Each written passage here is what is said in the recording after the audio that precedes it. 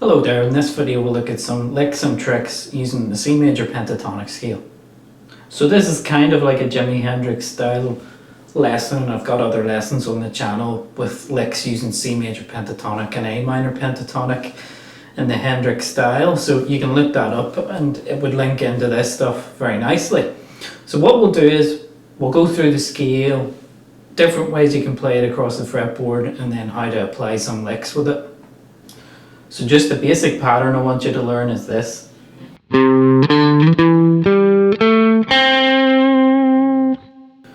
So that's C, D, E, G, A, and then you'd be back to C there again. That's the only notes in the scale. Anywhere you can find those notes, that's the C Major Pentatonic scale.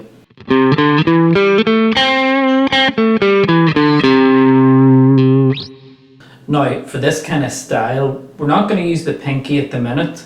Don't use your little finger. For this little part here, get used to shifting that third finger.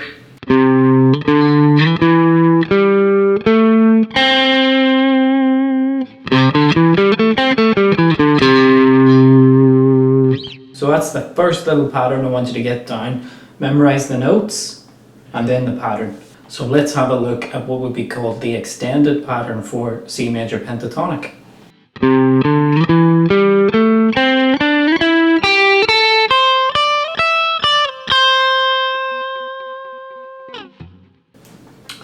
So what we're doing there is just playing the same notes everywhere across the neck, just the notes we went over shortly before in the scale. So what you're doing is you'll do that initial pattern you learned before as far as that C note, and then all the notes are going to occur again. So from here, let's look at what we have to do. Again, you're going to shift that third finger across. Actually, don't use the little finger at the minute.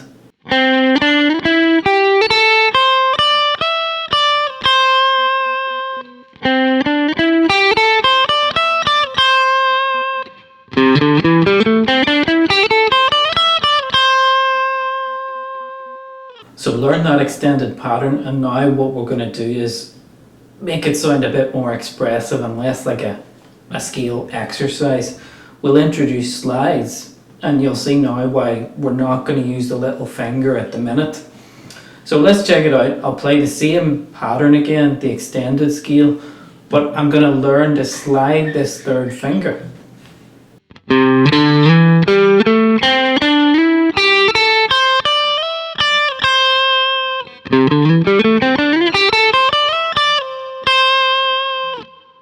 And it has a much more expressive sound now. And what you're doing is, whenever you've got three notes on a string, you'll choose to use this third finger to slide to whatever the third note on the string is. Like that. There's another one there. And there.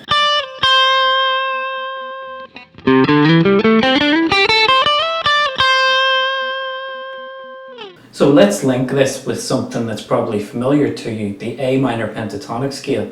So let's just take a little pattern where we're starting our C major pentatonic scale, and we're going to go into the A minor pentatonic scale and link it.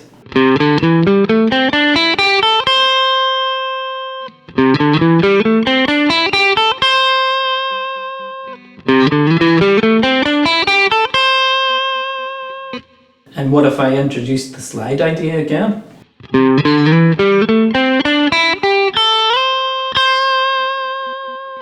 Just for that last bit, instead of just picking those last two notes, I could pick 5 in the high E.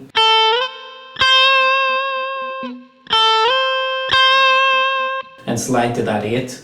And that'll sound resolved to your ears because you're going back to a C note again.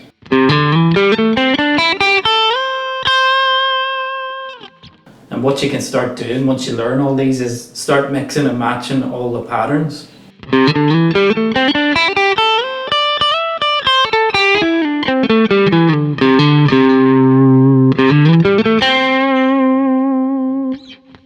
it's real fun stuff to play. It sounds very melodic. And I'll mention there's a C Major Pentatonic Hendrix style backing track on the channel. Just very basic, something to play over. I always say in the videos I make and the lessons I do that if you're practicing patterns and licks, get a backing track going in the background. Your playing will immediately sound more melodic and it'll be a bit more motivational for you. Now then, I'll show you something cool here that you might or might not know. So we're just going to play the same old C Major Pentatonic scale we've been working on. But if you take your familiar A minor pentatonic scale pattern like this, instead of playing this A note first, just omit that. Start with your little finger. We are going to use it now on fret 8, which is a C note. And guess what happens when you play this pattern? That's the C major pentatonic scale. And if you can, it sounds nice to slide into that first note, the C note.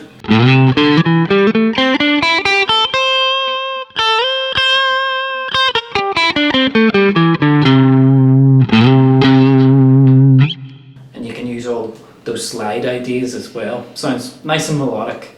So the notes we just played there before, that pattern, you might know this more conventional pattern of C major pentatonic.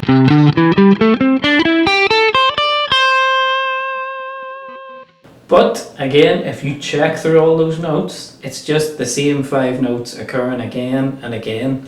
So let's just check that. We've got C, D, E, G, A, and back to C again. So yep, all those same notes.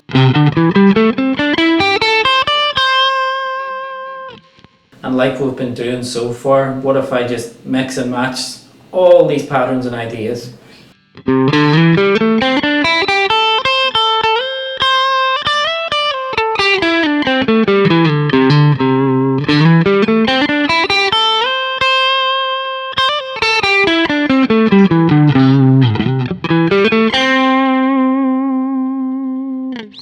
Now then, the next licks I'm going to show you are just what I call movable ideas. We take simple little licks, but we can move it across what's called 3 octaves. So octaves on guitar mean you might play like a C note here, and then a C note here, and then a C note here. That's the same C note, but as you noticed, one was lower in pitch, then another one was a bit higher, and another one was a bit higher. So it just means you're going to hear the same note, but it's going to be in a higher pitch. So let's look at this movable lick idea 1.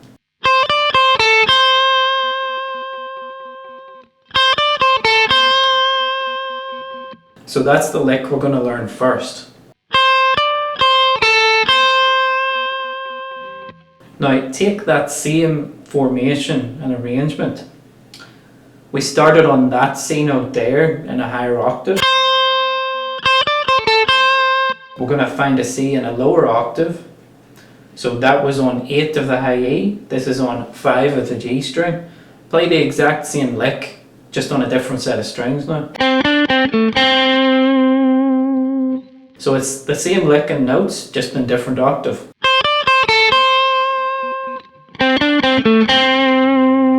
And one more, we'll take this C in the lower octave here, play the same lick.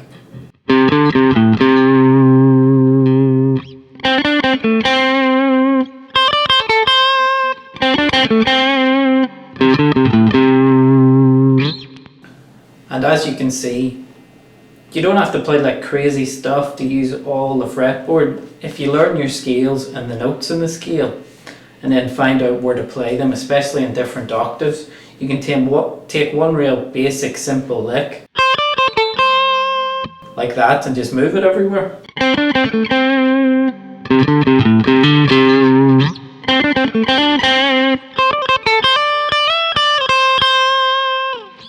And you know, add bits to it and make it your own. So here's movable lick idea 2. So we'll be starting in the lower register and working our way up this time.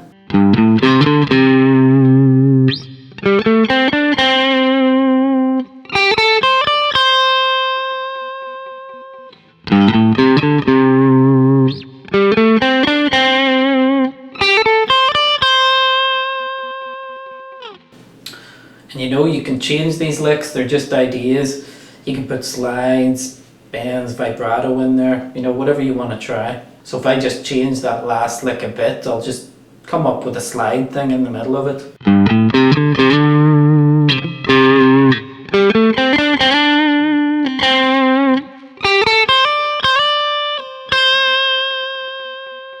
So the next example is mixing a lick and then going into a scale run. So think of this as a lick and then a pattern.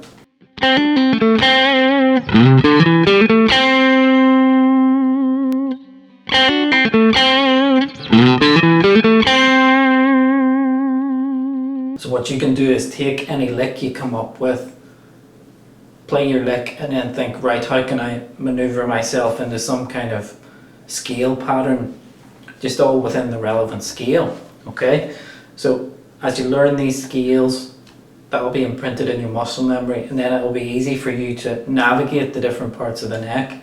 That's what this is about, really. The C major pentatonic, we could just play like this, but it's a bit boring and doesn't always lend to the fingers so nicely, I find. So if you find all these other cool ways to play it, where you can slide across strings in different registers, it'll make it much more enjoyable and melodic for you to play. Here's one more lick that is a bit fancier and flashier, more speed involved. You can play the lick at any speed, but this is the example I'm going to give you.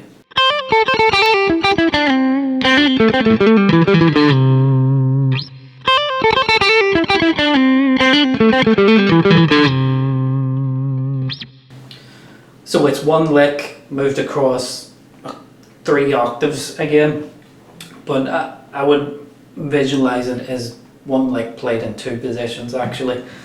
So this is the initial lick.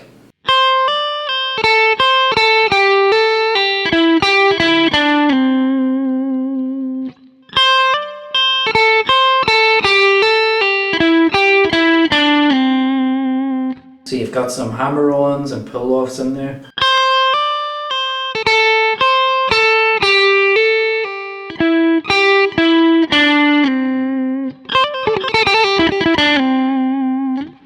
Now there's always a little tricky bit when you have to play across the B string, like going from one string to another. So I'll just give you some advice for the fingers here. This initial bit should be okay for you. It's after this bit on the B string, so the second time you come back to that B string for this 10th fret, and then go into that hammer-on bit, you then have to come down to 9 on the G string. Now you might be tempted to do it with the middle finger, which you know is logical. I'm going to suggest kind of keep that first finger there and use the 3rd finger, so that the whole time in this lick you're just using fingers 1 and 3. Because you have to go back to that 8 on the B string. So just practice that little section first.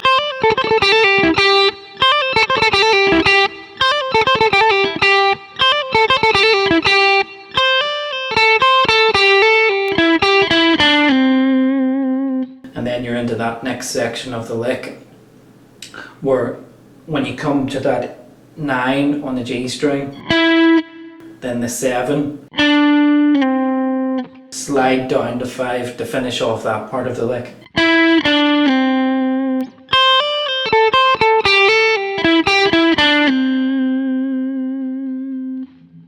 Then you're going to start in a new position. Now it's all the same lick, just you won't have that awkward bit across the G and B string now. It'll actually lend better to the fingers.